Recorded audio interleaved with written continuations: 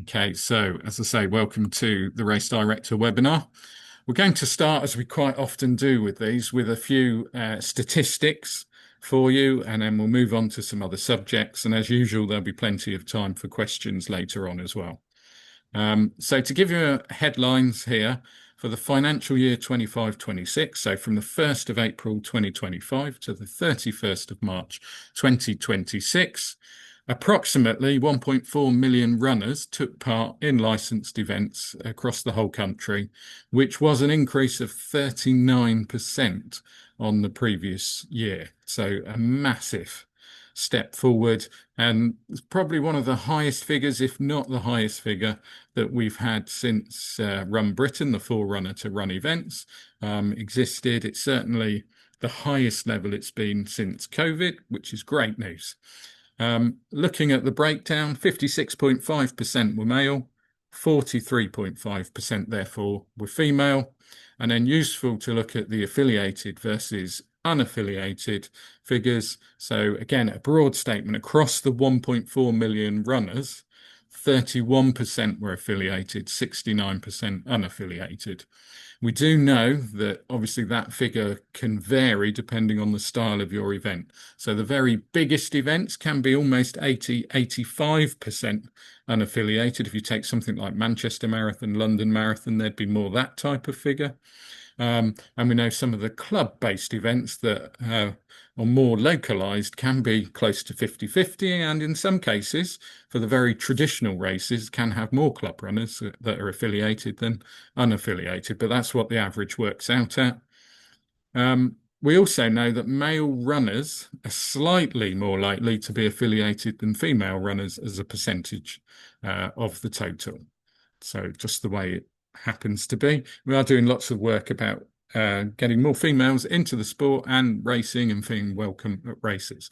That's a subject for another webinar, but for now, just leave that there.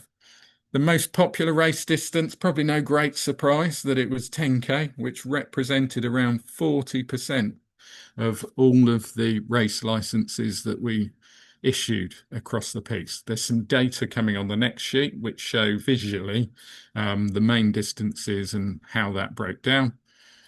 And 30% of events were classified as multi-terrain.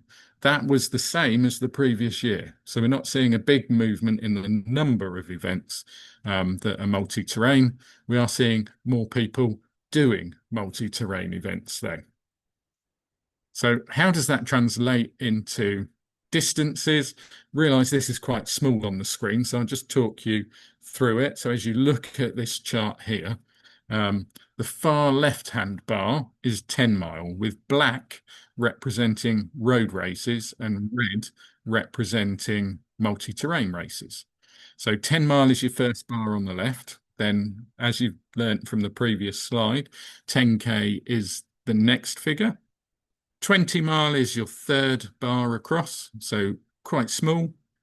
5 mile is your next one across.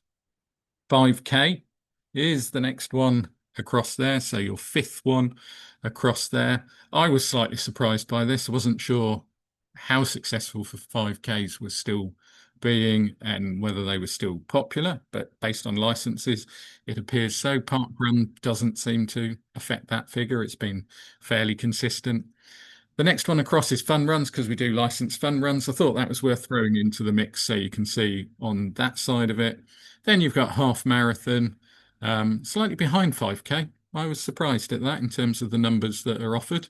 We're certainly seeing a lot of half marathons coming through on license applications. So be interesting later in the year and into next year to see if that shifted forward. And then marathon we can see is fairly small. Two main reasons for that we've picked up on. One is obviously marathons are a lot more expensive and difficult to stage, tend to be mostly centered around large populous areas.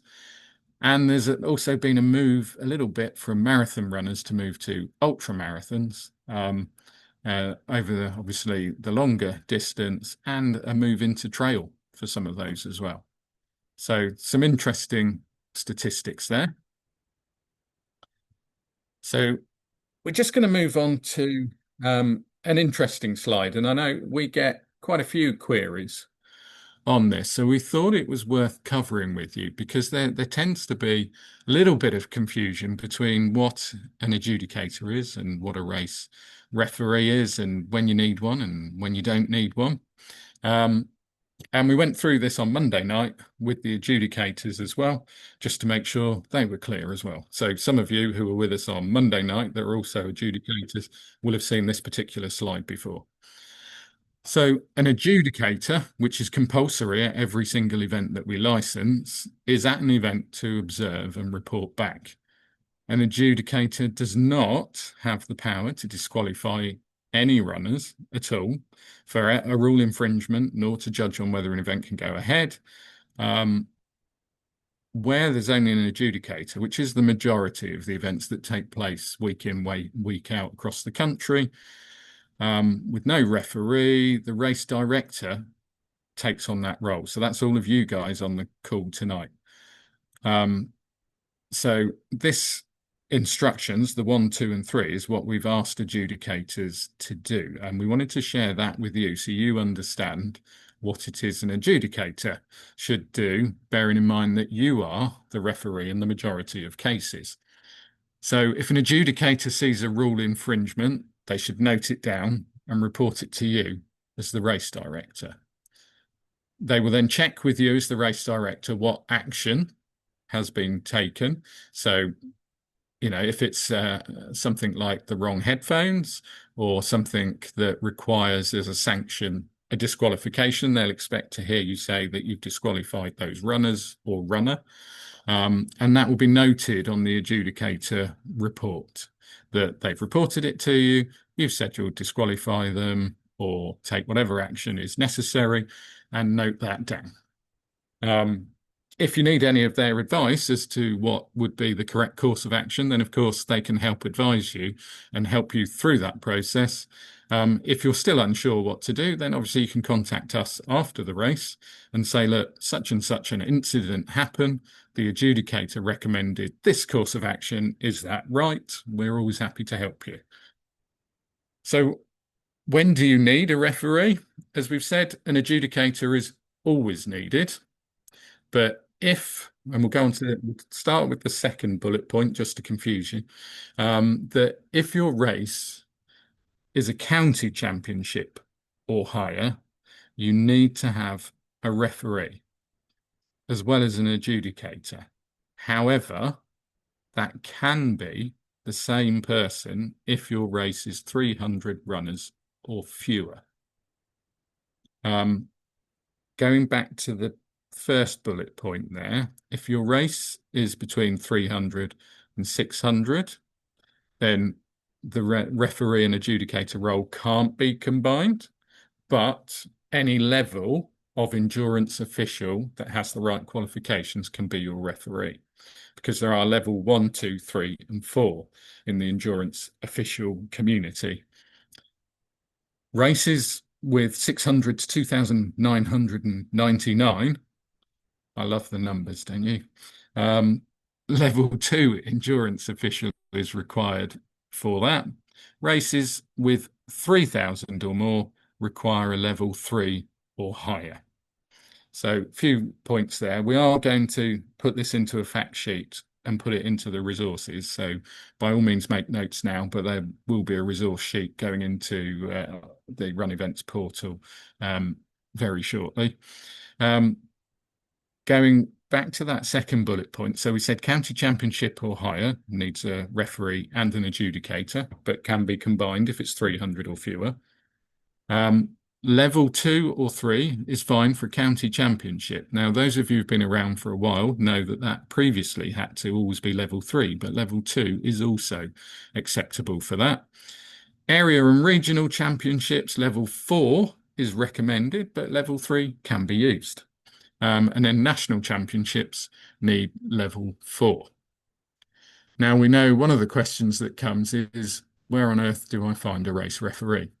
If you go to the resources section on RunEvents, you will find a link to the county officials secretaries for each individual area, and it's on a county basis.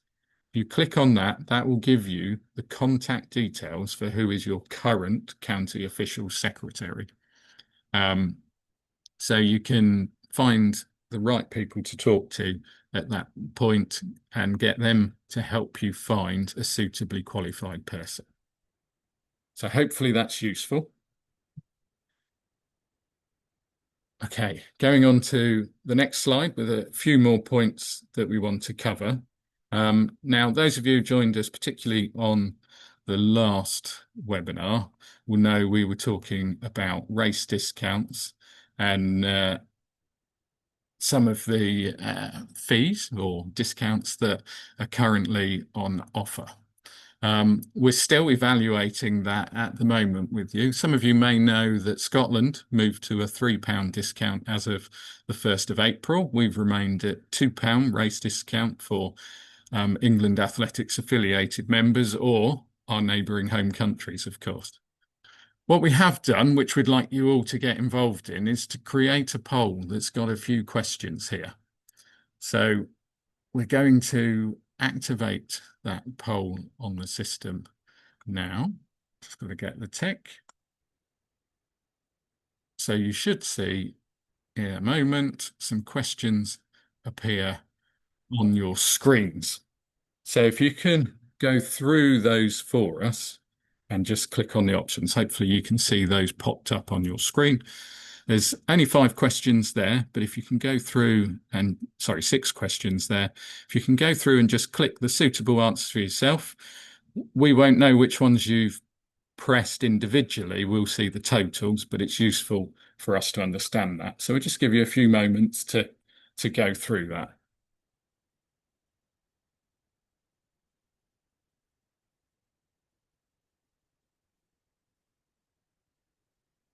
I should stress as well that no decision's been made, no judgment will be made, but it is really useful for us to understand all of your views.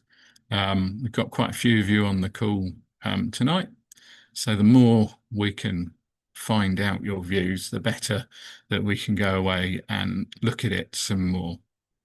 And it may be that at the end of it, it's no change. But unless we talk to you, we won't be able to make that decision.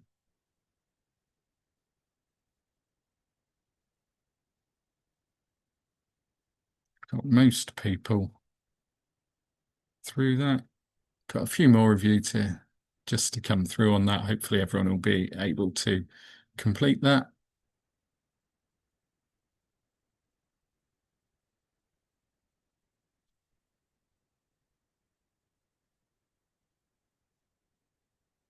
Of course, on the distances, you can select more than one. If your race has got more than one, or you do more than one event with different distances.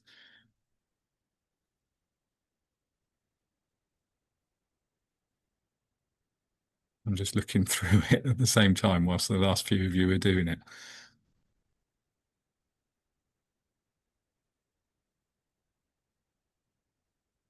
Okay, there's some interesting statistics there. I think pretty much got a couple more people to do it, but we're pretty much there. What I'll do is we'll move on to the next section there. Okay, so thank you for helping us with that. It is really useful to, as I say, to get all of your views on it. Just have a quick look at the questions in case there's anything that needs covering there. I think we're all right. Just in addition to the questions you've asked, the event I organise is based totally on volunteers, and all funding to license event and other costs are all donated. I'm not sure if this would be something that needs to be considered. We can certainly take that into account. Someone, the poll disappeared. I can see who that is. We can contact you afterwards and just add your responses to it. Okay, so moving on then, we'll know. I mean, let's face it, if we look out the window, open the window, step outside, we know that the hot weather is certainly with us and looks as though it's going to be with us for some time. We do have a number of guidance points. Those of you who haven't yet found it or are unsure where to find it, we wanted to highlight to you where that was. So there is a resources section when you log in to your account. Sorry, I was struggling for the word there, onto your account on RunEvents. And you'll find on the left-hand menu, there is a resources section. So once you switch into your race director role via your going to the top right-hand corner and selecting your organization, you'll notice it will appear on the left-hand side. When you go into that resources section, you'll see race director resources. There's some other things in there as well. But for this one, race director resources, and you'll find a number of fact sheets, one of which is the hot weather and extreme weather guidance. It covers really cold weather, but not particularly relevant tonight. Unless you are joining the call from some far-flung destination where you've not got 30 degrees outside. There's a shortcut on the URL to get to that section. It will ask you, obviously, to log in if you click on that. And what it's got within there, we don't mandate, as is the case for a lot of things, we don't mandate a certain level at which there's a blanket ban on an event taking place. It is down to you guys to make a decision that's right for your event. And we know in the last spell of hot weather a couple of weeks ago, when we got up to the mid-30s, a number of events cancelled. There were some because of the time of the day they were in, the location, following the guidance that we've got, did go ahead. I don't think there were any went ahead in excess of 35 odd degrees. But it does walk you through the process there. And what's important to note within that guidance is that liaison with your medical provider is key, and talking to your runners in advance of the event, if you decide to go ahead, in having gone through the steps, making sure that you talk to them and explain what you've done, what they need to do in advance of the event, things like hydrating properly in the days leading into the event, making sure that they bring extra water with them, even if it's a short distance. Maybe think about wearing a hydration pack or a bag that can carry water, and things with yourself, explaining to them that you're going to have extra water stations or a misting station on their route, and perhaps pointing out that on this occasion a PB wouldn't be recommended. So do have a look at that. As I say, there is cold weather advice. Those of you who've got winter events that this isn't going to affect, have a look at the cold weather advice. And again, always the case, if you're not sure, talk to us. We can help you. We can't make the decision for you, but we can help you with understanding what's the right decision and what's the way forward. And if you're not sure of any of the points, obviously we can explain those in more detail as well. What we also wanted to talk about tonight, as a reminder, because we have had a few queries and we know that sometimes people have missed it, measurement certificate renewals. So measurement certificates are valid for 10 years from the date that a route is measured. That's the important bit, the date it's measured, not the date that the first race occurs, the date it's measured. So if your race is in June, but it was measured in March, the date will be from the March date, not the June date. As of the 1st of January this year, we agreed with the Association of UK Course Measurers that a renewal on an annual basis for a course that has not changed was no longer necessary, as long as that measurement date that we just talked about was within the last 10 years. We had a question previously about, oh, does that mean I can use it 9 times, not 10 times? It could be any number of times, because you might have the race more than once a year. Could be a monthly race that you have, as long as that measurement date is less than 10 years before your current date of your event that you're staging. We decided with the Association of UK Course Measurers that we wouldn't issue hundreds of certificates out in the new style, we would allow you to keep your last issued certificate that may have a date of race that is now out of date, but your measurement date will still be correct. So the adjudicators all know that they're looking at the date of the measurement, not necessarily the race date. For those of you who are having new routes measured or have applied for new certificates because there's been some kind of change or you've got a new event, the new style certificates will have an expiry date on there as well as the measurement date. Obviously, won't have a race date because that's not relevant anymore. We still need you to upload the measurement certificate as part of the application process because we still want to see that you've got a valid certificate.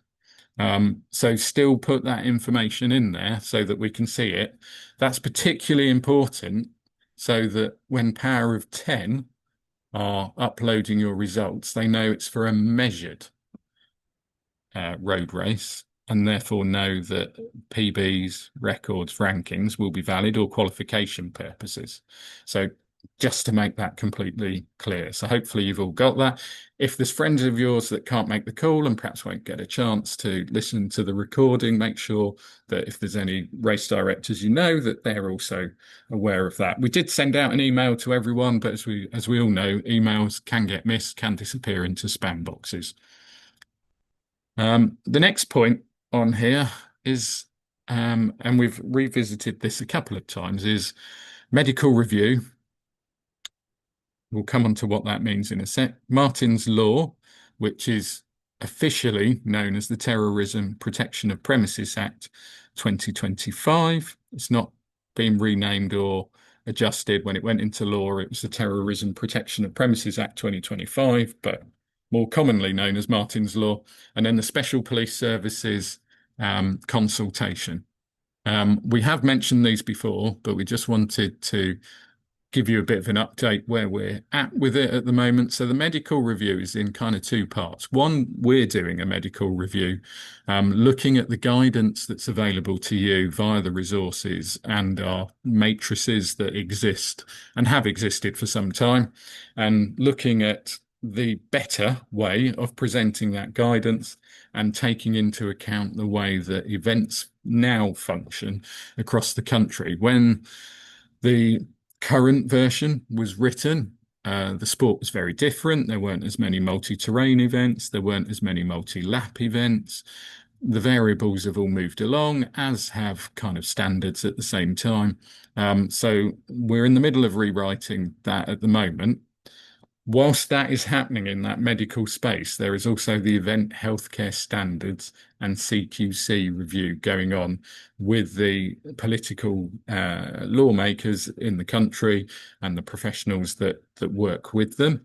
And that is looking at raising event healthcare standards. We don't currently follow the Purple Guide for sporting events. There's a variation of it, and if you go to the Home Office website, it talks about currently, it still says Run Britain, because they haven't updated it. But obviously that refers to what is now RunEvents. The changes would affect the level of cover that you would need to have in place if it was to go into law as it currently stands. The CQC review is around making event healthcare professionals be CQC registered and the various administration and intricacies that involves.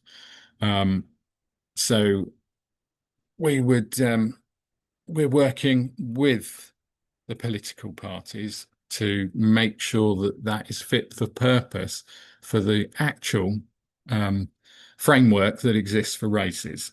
And it's bigger than just running, it's all sport. And currently, if it was to go into law as it stands now, currently, if you had a practice football match with the local club, you'd have to have CQC registered first aiders, as would parkrun, which clearly isn't workable. So we're working hard on that. Martin's Law, or the Protection of Premises, Terrorism Protection of Premises Act, that went into law, technically, as it says, in 2025. There is a 2-year period in which the actual realities of the law have to be implemented, which takes us through to April 2027. Um, when the law was written, it was not known, or they didn't define what it actually meant for events. Some of the terminology that was used had no definition with it either, which has made it twice or three times as complicated. We do have professionals working with the Home Office and the other sports as well to create the guidance and to create the definitions to what they've written in the law. We'll come on to something that's related to both of those areas in a sec. So you don't need to do anything currently. There is nothing for you to implement. By all means, look at the law, but we will issue guidance when we have that written with the Home Office. Likely to be autumn towards the end of the year. I'd like it to be sooner, but the reality is it probably won't be, especially as the politicians will be going into their summer recess soon, and it's not yet defined. Special police services consultation is around chargeable police services. So if you've got an event that requires additional police services, you can be charged for the event. It's usually only if it's a bigger event or a stadium event. And there's some talk around the level of charges. There's also a talk around what is the footprint of an event. Is the footprint of an event your route and the stadium, or your route and your open space park area that you're using? And whether that footprint should be extended to include transport corridors, access routes to road closures, train stations, all of that sort of thing as well. Which, because again, it's across sports, you can imagine if you were holding a big football match, then the route from the nearest train station probably should be the footprint of the event as well as the stadium. So we're working around that. We've taken a position of opposing the changes that they're suggesting as part of that consultation, along with UK Athletics, the other home countries, the Sport and Recreation Alliance, and a number of event organisers that we worked with on the response to that. What we are doing, whilst all that's happening in terms of what should be in, what should be out, is working to try and get a series of exemptions in place that work with how running events work and how the landscape of what we license works, so that we can hopefully apply the same set of exemptions across all three of these areas with hopefully not much movement between them. And we've taken kind of a pragmatic view that if we can get the set of exemptions to apply all three, it saves having to negotiate three sets of exemptions.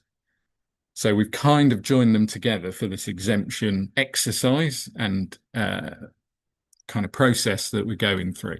As soon as we know more, obviously we'll be able to tell you where we're at, where we're going, but we're spending a lot of time talking to all of the powers that be, experts, everyone else to try and navigate all this for you. And obviously we're aware that there can be costs involved with all of these things as well, and that is forefront in our minds, but also making sure that we don't put runners, spectators, the public at any form of risk or increased risk, because obviously the principle behind some of these things is to make sure that risk is managed, and we're fully aware of that as well, but it needs to be proportionate to what we face as a sport. There are a couple of questions, I think, in there just before we come to the main questions section. We will come back to the headphones one in just a sec, Katie. Oh, we're doing it now. I've just noticed there isn't one below that. So, right, we'll do the headphones now, Katie. So there's a query raised by a hearing impaired club member about headphones or other ear covering during a race. The person needs to have their ears covered due to an ear canal damage. They are prone to painful ear infection, which is prevented by wearing headphones in their own training. Obviously, the headphones or buds which block the ear are not permitted in races. What would be permitted if the case of a disability long-term condition like this? The actual rule says that the bone conducting headphones rule applies in open route locations, except where a medical professional has recommended the use of those headphones. But they should be declared to the race director in advance of taking part in the event, ideally before they arrive at the event, but we know that's not always possible. So, yes, the simple answer to you, Katie, is they can wear whatever type of headphones, provided they declare them in advance and they can evidence that they were prescribed, or well, not prescribed because you don't get prescriptions, but are recommended by a medical professional. So it could be that there's a doctor's letter, there's some kind of detail that they can provide to allow that to happen. So no problem at all with that. Okay, right. So we now reach the point where we can open up the floor to you all here. The questions, as always, can be about anything we've covered so far. I realise there's a lot of talking that I do before we reach this point. It could be, as in Katie's question there, something that is unrelated to what we've covered so far. So over to you guys for this next part. Or have I stunned you into silence? Can we just unmute and start talking, Barry? Is that all right? Yeah, that's fine. Yeah, no problem. If we get lots of people, we'll go to hands, but yeah, go for it. Jamie. Hi. Good evening, Barry. Good evening, everyone. I organised a 10K road race down here in Kent, and on the date of our race this year, which was the 31st of May, so just the very tail end of May, it was the one day within about a fortnight where it wasn't an absolute scorcher. And I guess with all the discussion about hot weather, this is something that's only going to get worse over the years with climate change and temperature increasing. I don't really have a specific question, but it's sort of just putting it out there, really, as to whether we as race directors need to start looking at insurance for weather related cancellations. Because organising something that happens in the summer, I personally wouldn't feel like I was doing a duty of care for 600 or 700 runners if I got them to rock up in our village at 9 o'clock on a Sunday morning and it's 35, 36 degrees. Now, to me, that is unsafe. Yeah, But I also know that by the point that we get to the weather forecast being in range for you to actually be able to make some kind of concrete decision, you've spent about £10,000 on supplies. yeah, And at that point, I kind of worry that you get almost backed into a corner of making a decision for the wrong reasons. And I didn't even get as far as exploring whether there is weather related cancellation insurance for us as race directors, or whether that can be bought on the market generally. But it's very much in my mind for the future.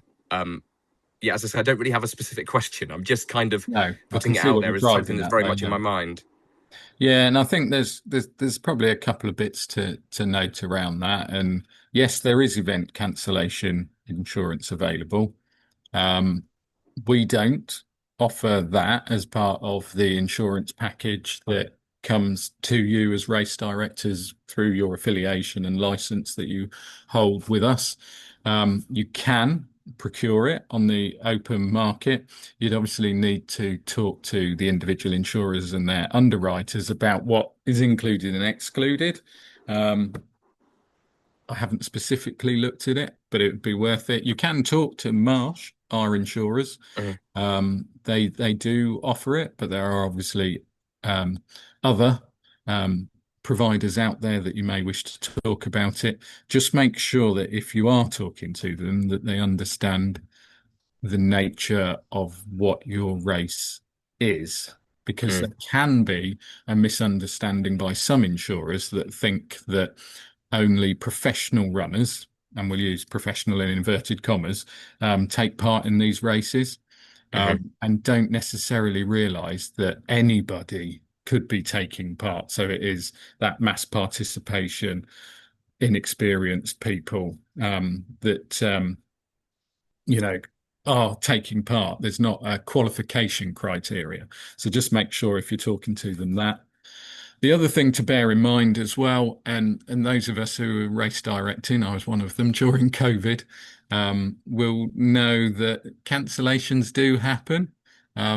You're right, there is a certain amount of money, can be a lot of money involved. What I think a lot of us found during COVID is runners are fairly open to new dates for events and moving them along. So it's probably worth thinking about how you handle new dates for an event, so a delayed event. If you haven't already got a process or anything in your terms and conditions, is including something in there. Because if you could reschedule that event, I mean, probably you're going to want a bit of time between because people are likely to be busy the next few weekends, for example. But if you were to move your May to September, you might lose a percentage of people, but it's going to reduce the number of people who will drop out. But what we found during um, COVID was that the majority of people will move to that new date. Mm. So, yes, there might be some additional cost in moving the date, but a lot of the costs can also be deferred to the new date. So it's worth just looking at your scenarios there. Yeah, no, that does make entire sense. The other element of this that I guess I'd considered was also because we're a 9:30 kickoff in the morning, whether you can make last minute decisions to say actually we're going to start at 8:30. You Obviously, that could. has huge implications on road closures and all the time Hmm. sensitive stuff, but just as an option and just kind of planning for that. Yeah, Thanks, and Barry. Thank you. yeah, it is. It's looking at that, and depending on what happens in the world or in this country, it might be that planning a half marathon in June may become a less than ideal proposition if we see in temperatures increasing over over time. I think we should Um, all just move to the Outer Hebrides. That's the yeah, solution. maybe so. Yeah, exactly. But equally, we don't want all the half marathons in February and November either, do we? Yeah, But gotcha. yeah, no, it's worth thinking about. I don't think, yeah, there's an exact answer to it, but Yeah, you're right, Jamie, to highlight that. just And gives me the heebie-jeebies. But thanks, Barry. Thank you. yeah, no problem. Um, Ben has popped a link to the additional insurance options in the chat that Marsh offer, so feel free to look at those. Andrew Bibby said he'd like to encourage um, us as England Athletics or RunEvents to encourage the race directors to be more conscious of sustainability issues. Yeah, we are currently working. We have a sustainability officer at England Athletics, as you imagine. It's not a full-time role, but the lady that does it also works with a number of event organisers. And we are looking at a series of sustainable initiatives that are sensible, will help with that issue. And as you say, unwanted plastic bottles or unwanted t-shirts definitely form part of that. But we're trying to look at it in a sensible way because we know, for example, carton water is a great initiative. And there are ones now that are not Tetra Pak and therefore can be recycled, but they cost 4 or 5 times the amount that the equivalent does, which then makes it unsustainable from a financial point of view. So we're trying to work through a number of situations, examples, and coming up with some ideas for you. There may be at some point a sustainability checklist that we publish that suggests some easy wins that are low cost to achieve that will improve that sustainability footprint for you. And there may be some stuff, depending on what we find as part of this process, that we can help with, either through some kind of deal with suppliers or some kind of initiative that, in the case of, like car sharing, there may be some kind of technology that we can commission that will help you to help your runners to find car share opportunities or alternative transport solutions. We have already looked at one. It was cost prohibitive at the moment, but we continue to look at those things. So definitely in the near future, you'll start to see some more of that. Uh, Mel Jensen has asked, and this is in connection with Jamie's point, I think, in terms of if you're rescheduling event, can you amend the permit or license, as we call it?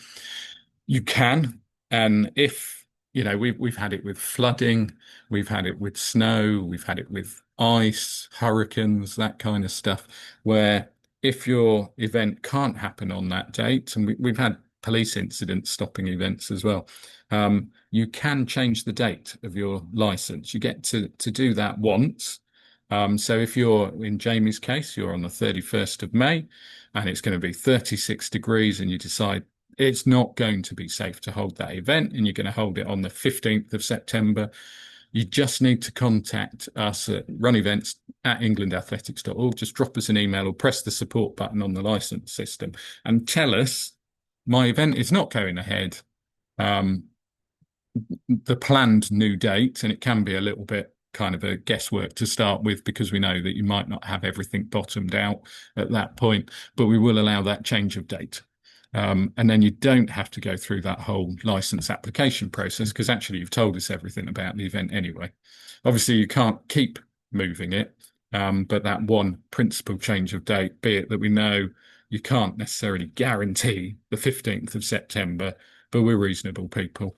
If you tell us, oh, actually the 15th wasn't available, it's going to be the 22nd, like we're not going to be daft about it and say, oh, well, that's two changes, you need to apply again. Okay. Yeah, as Ben says, we can make those amendments for you. PET water bottles or cups are quite often 100% recyclable. I think that's important to note. So when you're looking at your plastic, have a look to see if it's recyclable. Is it locally recyclable? Because that can be the problem, that it's not locally recyclable and it's got to go off somewhere special for recycling. So just look into that a little bit. Katie offers paper cups, as do the events I organise. We have paper cups as well. There is, particularly in trail events, you see cupless, which Katie has highlighted there. Cupless is tricky at the moment with road races. Partly a cultural thing, I think, with road races. In that ideally, yes, you'd be able to go cupless and everyone would carry around the cup and fill it up at a water station. But often in road races, quite different at trail races or multi-terrain races, the if you like, the willingness to stop for a minute or two to fill up your cup isn't necessarily there. And you can't have everyone dipping their hand into a water, but either because of the contamination issues. There are various options, but there are, they are considerations. At least have the paper cup. We are looking at, as I say, trying to see if there's some other options available. Cupless, if we could educate runners a bit more and come up with a really creative solution. Some of you will have seen Paris Marathon. Some people loved it. Some people hated it, where they had the water guns available. Mixed bag of responses to that, but initiatives like that help us to learn and see what's going on. Yeah, t-shirts, you can send them overseas. There are charities that take them. I know there's a lot of race t-shirts out in some impoverished areas in Africa, where I know there's a couple of charities do send t-shirts out there, and everyone's running round in, I don't know, the Leicester Half Marathon t-shirt out there at a particular school. It's great. They've got a t-shirt that fits them that they wouldn't necessarily have otherwise, which is brilliant. Okay. Any other questions? I'm sure there must be a couple more. Usually are once we get going. Yeah, so I've just got a bit of a question really. Yeah. So it's my first year of race directing, so I'm literally learning as I go along. With obviously the hot weather at the minute, our race is in less than 2 weeks. Hmm. So we're allowing for extra water stations Yeah. if it's needed on the day. But part of the problem we have is we get quite a lot of entrants on the day and they come and register.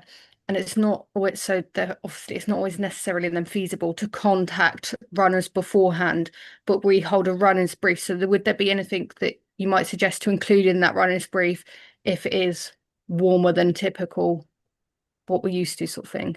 Yeah, I mean, it is a little bit more difficult, as you rightly say, if you've got runners coming on the day.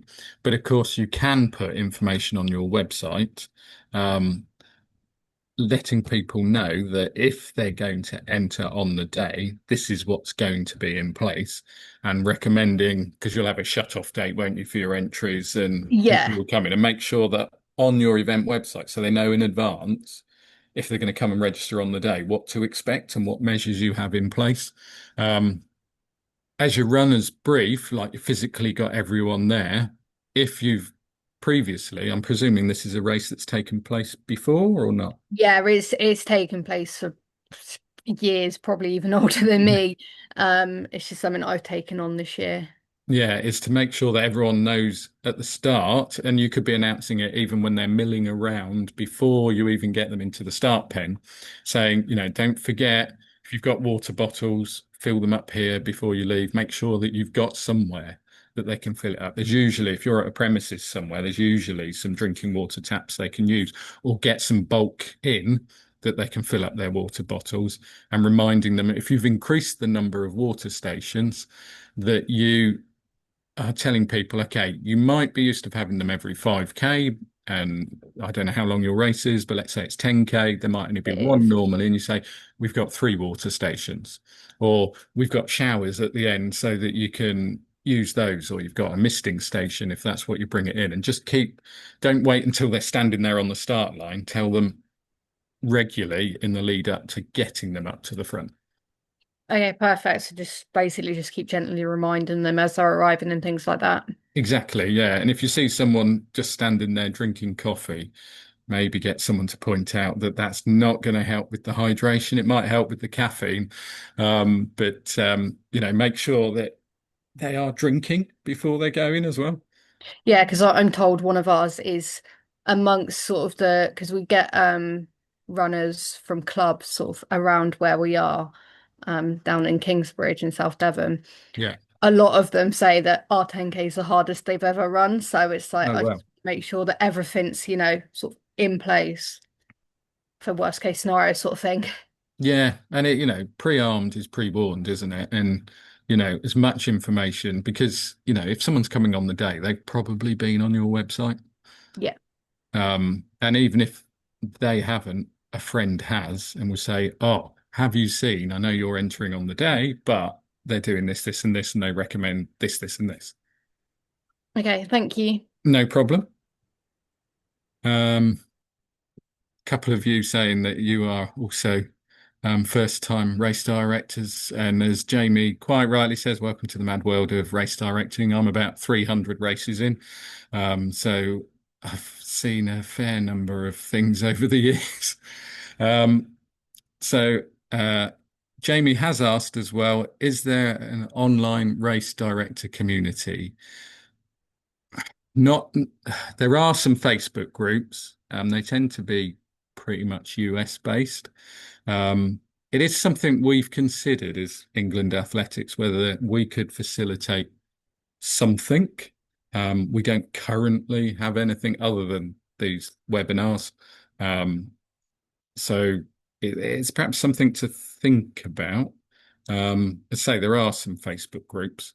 I've noticed they're quite often American based.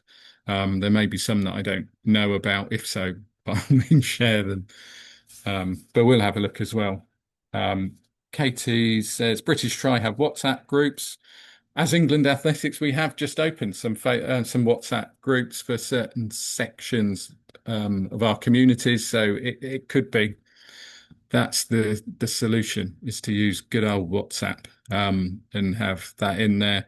I think the important thing is to frame WhatsApp around it because you probably don't want a race director at 5 a.m. on a Sunday morning when you're not working, pinging up a message saying, anybody know what to do about this? So just sort of looking at some practicalities around it. Someone has said there that they're part of a club in Leicestershire where they've got a WhatsApp group where they can ask different questions. And, that's a good idea if you're, a group of clubs or organisers in an area. As I say, just make sure you frame it so you're not getting messages, or the mute button's quite useful, I find. Um, so yeah, I think, we can certainly have a look and see what we could do.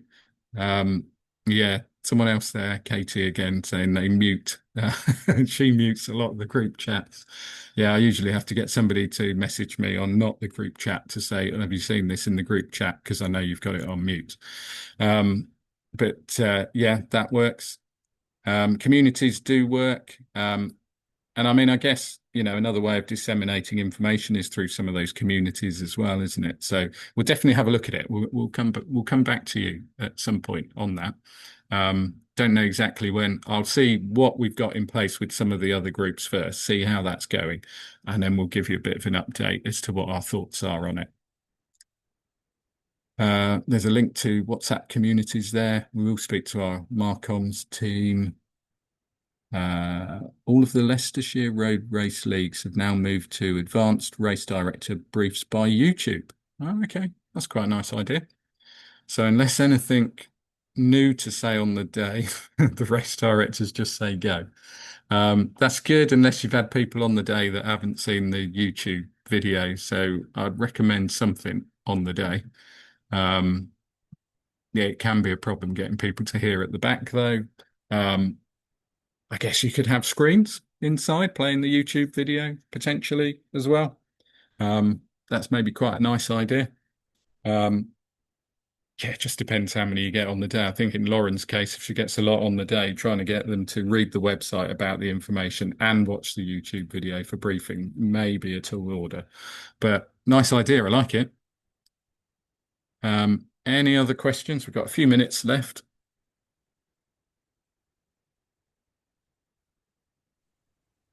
Hi. Sorry if the audio Yeah, quality. go ahead, Rob. Yeah. So I'm an RD at a like an intra-club 5K series, and it's becoming quite difficult to find locations basically in the local Yeah. region. We've got one. It's also used as a park run. I've been race director for that for the last 3 years now, and Mhm. every time we've had a twisted ankle. So I guess the question is because I feel bad every time there's an injury on the course. Because it's the course that I've got everyone to go to, essentially. I feel some ownership there. Yeah. Given it's a field of 400 runners, one or two injuries within that to me feels it's the it's an outlier that these people are getting injured. But I just wanted to get an idea from the group with multi-terrain courses, what is the limit? Should I be looking for another course? I think you should be looking to mitigate that Mhm. risk if you possibly can. I wouldn't, with that number, I wouldn't have been expecting to see one or two every year. Right. Um, you're right, multi-terrain does make it a bit more difficult. Yeah, Um, we highlight that fact in the run like the race briefs that send out ahead and yeah, then on the evening again. I think Um, probably not the volume there is the problem, it's the regularity of it. yeah, sure. So if it's a certain point, George is just highlighting in the comments there, if it's at a certain point of the course or a specific area, what can you do? And if you are unsure and you want to take photos of where it is and send it to us, we can try and help you with some ideas around it as well. Whereabouts is the race, Rob?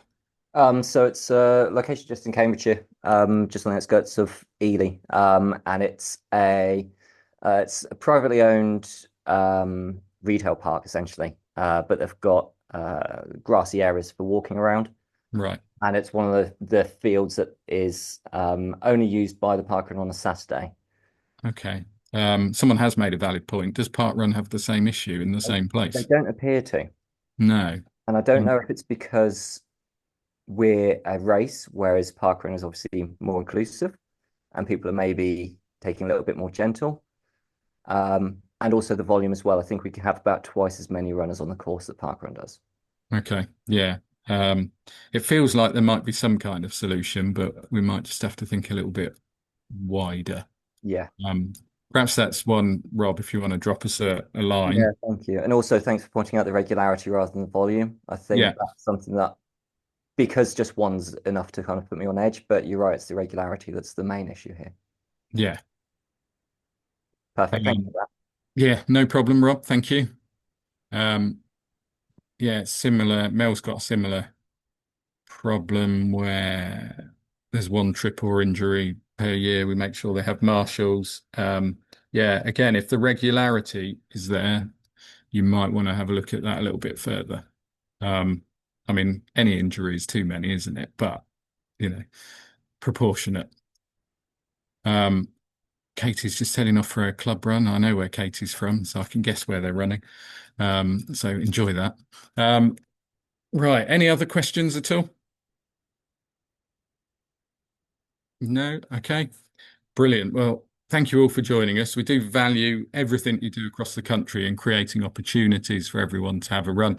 If you do need anything from us, there are our email addresses that you can contact us via, or you can use the RunEvents at englandathletics.org, which is really useful because it goes into our ticket system and we can track it, or you can hit the support button on the system if you're in the system.